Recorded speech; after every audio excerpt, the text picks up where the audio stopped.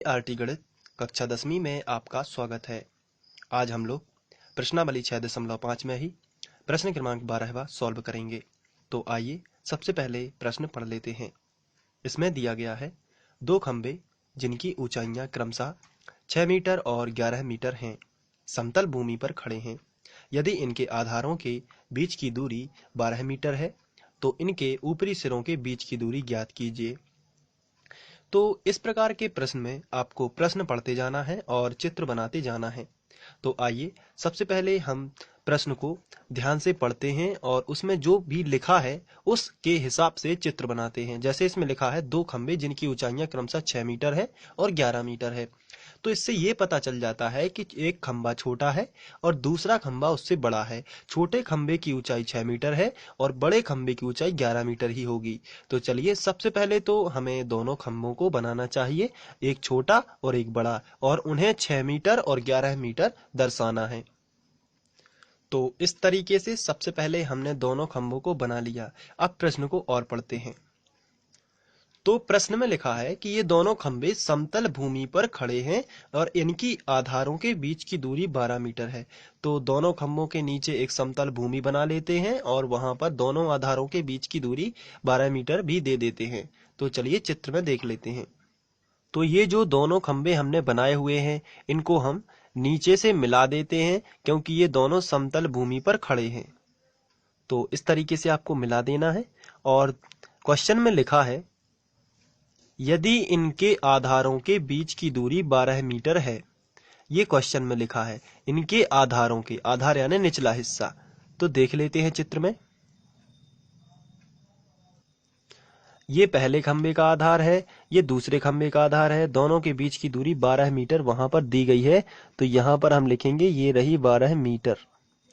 दोनों खंभों के बीच की दूरी 12 मीटर आपको लिखना है।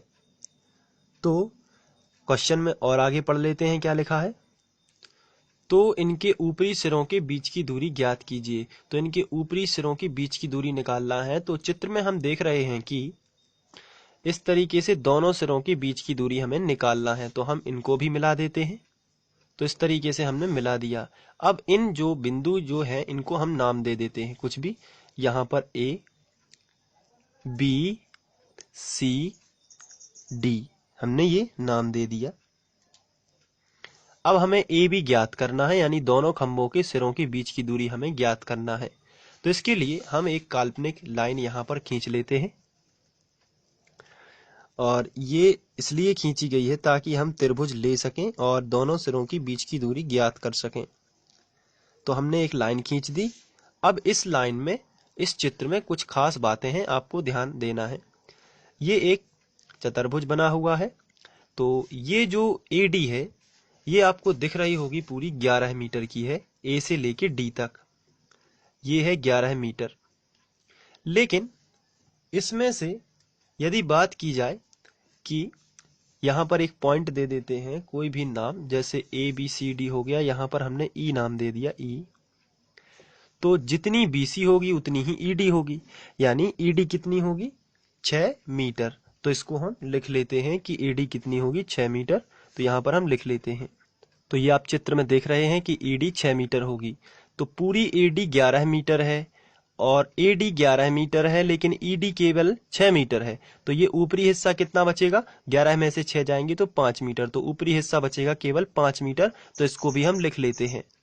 ये जो ऊपरी हिस्सा आपको दिख रहा है ये होगा 5 मीटर, क्योंकि टोटल तो 11 है, इसमें से ये 6 घट जाएगी तो ऊपर का हिस्सा कितना बचेगा, केवल 5 मीटर। ये ऊपर का हिस्सा इसलिए निकाला है ताकि हम छोटे वाले त्रिभुज में पाइथागोरस लगाएंगे और ये वाली भुजा हमें मिल जाएगी। तो दोनों खंभों के सिरों के बीच की दूरी मिलेगी। लेकिन उसके लिए हमें ये लंब तो पता चल चुका है कि 5 मीटर है, लेकिन हमें आधार तो पता नहीं है। तो जितना 12 मीटर यहाँ है उतना ही यहाँ होगा, क्योंकि ये समांतर चतुर्भुज बना हुआ है।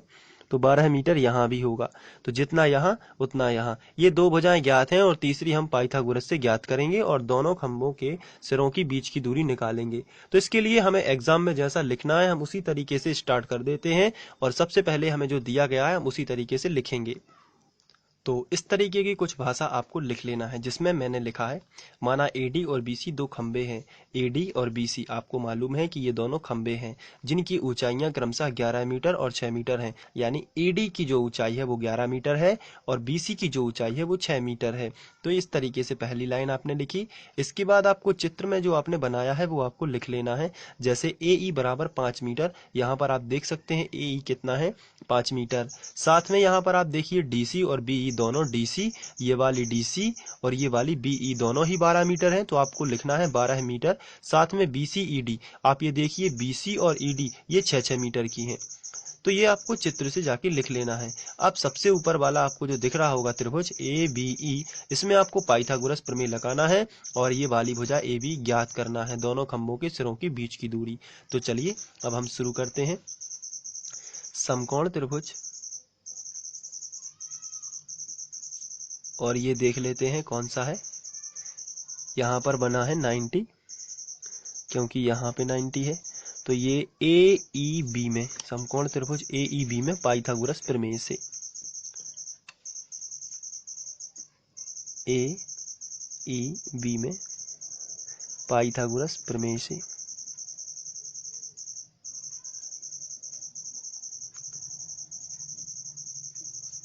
चलिए अब हम पाइथागोरस प्रमेय लगा देते हैं। तो पाइथागोरस प्रमेय होता है कर्ण का वर्ग बराबर लंब का वर्ग धन आधार का वर्ग।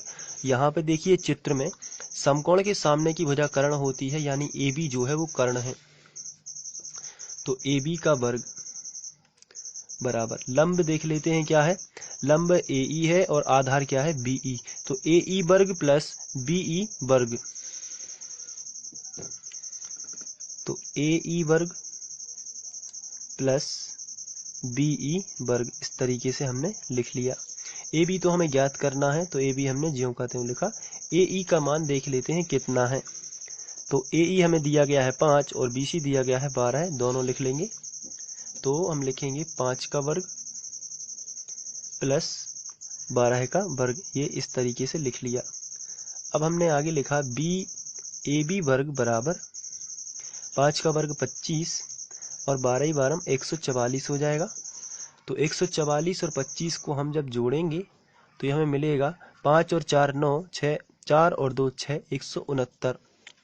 तो ए बी बराबर आएगा करणी 169। तो ए बी बराबर आपको मिलेगा 13, ये जो है 13 आएगा। और चूंकि मीटर में था इसलिए यहाँ पर भी मीटर लिखेंगे। तो अतः दोनों खंभों के सिरों के बीच की दूरी 13 मीटर होगी। इस तरीके से आपको लिख लेना है। चलिए आप इसको नोट कर सकते हैं शुरू से। तो चलिए अब आप यहाँ से नोट कर लीजिए, ये चित्र रहेगा और ये इसके बाद आगे ये हो जाएगा। आप वीडियो को पॉज करके इसको नोट कर सकते हैं। और ये तो जो इस चैनल पर नए जुड़े हैं उनको मैं बता दूं कि इसी तरीके के वीडियोस देखने के लिए आप फ्री ऑनलाइन कोचिंग की प्लेलिस्ट पर जाकर वहां से आप अपना अध्ययन कर सकते हैं। Thank you.